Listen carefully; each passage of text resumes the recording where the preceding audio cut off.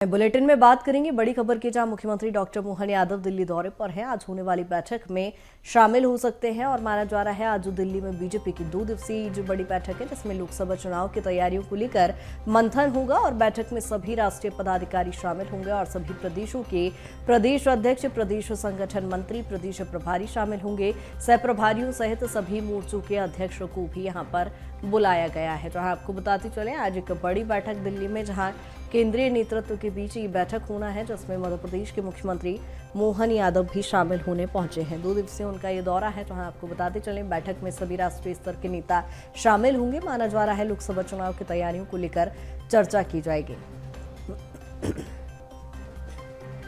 आपको बता दें कि दिल्ली दौरे पर सीएम मोहन यादव पहुंचे हुए हैं और लोकसभा चुनाव की तैयारियों को लेकर लगातार मंथन जारी है और ऐसे में आज एक बड़ी बैठक दिल्ली में बुलाई गई है, जहां पार्टी के राष्ट्रीय स्तर के नेता इस बैठक में शामिल होंगे। तमाम प्रदेशों के प्रभारी मंत्री और प्रदेश अध्यक्ष भी इस बैठक में शामिल होंगे। बैठक में सभी राष्ट्रीय पदाधिकारियों को भी शामिल होना है और माना जा रहा है कि मंत्रिमंडल विस्तार के साथ ही यहाँ लोकसभा चुनाव की तैयारियों को लेकर मंथन किया जाएगा। एक महत्वपूर्ण बैठक, जहां सीएम मोहन यादव भी इस बैठक में शामिल होंगे। 2 दिवसीय उनका ये दिल्ली दौरा है, जहां आज होने वाली बैठक में वो शामिल होंगे।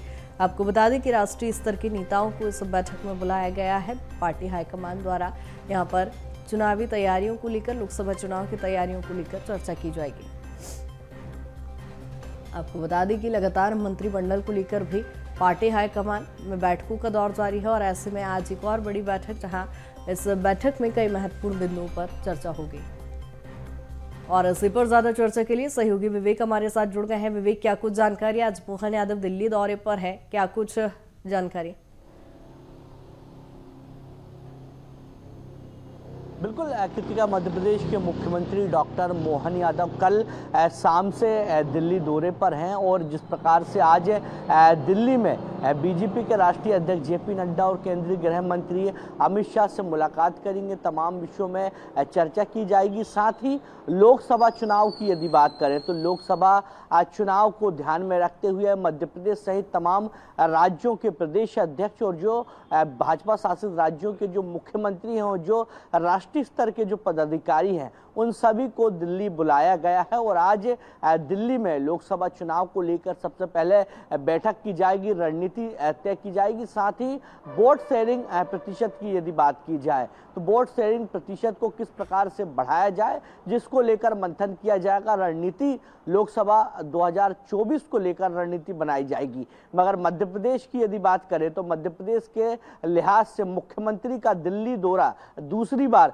बड़ा महत्वपूर्ण माना जा रहा है, क्योंकि जिस प्रकार से इसके पहले यानी लगभग 5 दिन पहले भी मुख्यमंत्री डॉक्टर मोहन यादव दिल्ली दौरे पर थे, जहां पर जेपी नड्डा और अमित शाह से मुलाकात की थी और एक बार फिर जब आज मुलाकात देखने को मिलेगी तो कहीं ना कहीं मध्य प्रदेश के खासतौर पर मोहन यादव के मंत्रिमंडल विस्तार को लेकर जो चर्चा है वो होती हुई दिखाई देगी। जो अंतिम जो मोहर है वो लगेगी, क्योंकि इसके 4 दिन पहले पूर्व मुख्यमंत्री शिवराज सिंह चौहान गए थे और उन्होंने कहा था कि मध्य प्रदेश में कैबिनेट विस्तार को लेकर चर्चा की गई है ना। देखने वाली बात है कि केंद्रीय नेता दोनों ही एक पूर्व मुख्यमंत्री और प्रेजेंट के मुख्यमंत्री दोनों से ही सलाह मशवरा किया जा रहा है कि मंत्रिमंडल में किसको एडजस्ट किया जाए। क्योंकि बात की जाए मध्य प्रदेश की तो लोकसभा चुनाव के लिहाज से जातिगत समीकरण, क्षेत्रीय समीकरण, तमाम समीकरणों को ध्यान में रखते हुए इस बार मोहन यादव का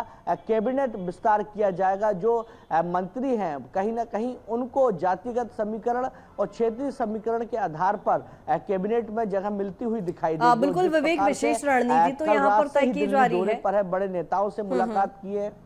ठीक है, रणनीति तो तय की जा रही है, लेकिन जिस तरह से हमने देखा विधानसभा चुनाव में तमाम सांसदों को उतारा गया था और उसके बाद नतीजे आने के बाद इस्तीफे की भी कार्यवाही की गई थी, लेकिन क्या लगता है इस बार क्या नए चेहरों को उतारा जाएगा लोकसभा चुनाव में 29 सीटों पर?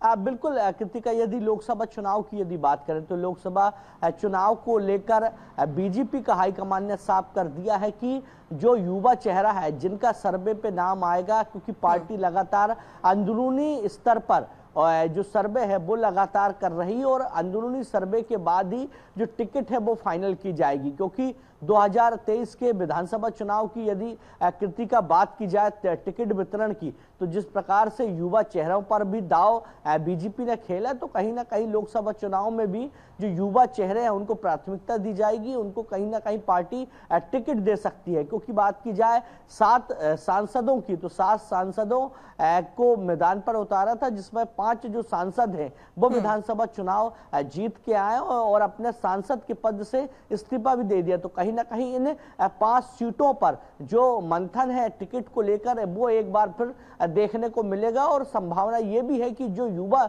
चेहरे हैं उस पर कहीं ना कहीं इस बार बीजेपी का हाईकमान एक बड़ा जो खेल है वो कहीं ना कहीं खेलती हुई दिखाई दे सकती है। जी बिल्कुल विवेक, बात यदि लेकिन करें 29 लोकसभा सीटों में से सिर्फ एकमात्र सीट कांग्रेस के हाथ में, जैसे कांग्रेस का गढ़ भी कहा जाता है, और विधानसभा चुनाव में भी नतीजे देखें तो कहीं ना कहीं बीजेपी वहां पर हार गई है। छिंदवाड़ा चूंकि कमलनाथ का गढ़ है, क्या माना जाए वहां पर कोई संभावित चेहरा ऐसा जैसे बीजेपी उतारने की तैयारी में है? अब बिल्कुल, यदि छिंदवाड़ा की यदि बात करें तो छिंदवाड़ा जो संसदीय क्षेत्र है वो हमेशा से ही कांग्रेस का गढ़ रहा है, और 2019 के यदि लोकसभा चुनाव की यदि बात करें तो जिस प्रकार से मध्य प्रदेश में 29 सीट है और 29 सीटों में से 28 सीटों पर बीजेपी को जीत मिली है, मगर छिंदवाड़ा लोकसभा सीट की यदि बात की जाए तो वहां से कमलनाथ के बेटे नकुलनाथ वहां के सांसद हैं और कांग्रेस का गढ़ भी माना जाता है। क्योंकि 2023 के विधानसभा चुनाव में भी देखने को मिला था कि करीब 5 जो विधानसभा सीट है वो कहीं ना कहीं कांग्रेस के कब्जे में, तो कांग्रेस का वहां गढ़ माना जाता है, जिसके चलते तमाम जो बड़े दिग्गज नेता हैं वो लगातार दौरे भी करते हुए दिखाई दे रहे हैं। क्योंकि पूर्व मुख्यमंत्री शिवराज सिंह चौहान ने जिस प्रकार से वहां तमाम विधानसभा क्षेत्रों पर कार्यकर्ताओं से मुलाकात की है, तो छिंदवाड़ा में तमाम कार्यकर्ताओं के घर में जाके तमाम बैठकें की थी। तो कहीं ना कहीं अब जो बड़े जो नेता हैं उनका सीधा जो फोकस है ऐसी सीटों पर जहां पर कांग्रेस को जीत मिली है, और इसी जीत के चलते जो रणनीति है बीजेपी पार्टी की वो अब तेज होती हुई दिखाई दे रही। कृतिका जी बिल्कुल विवेक, बने रहिएगा तमाम जानकारी के साथ।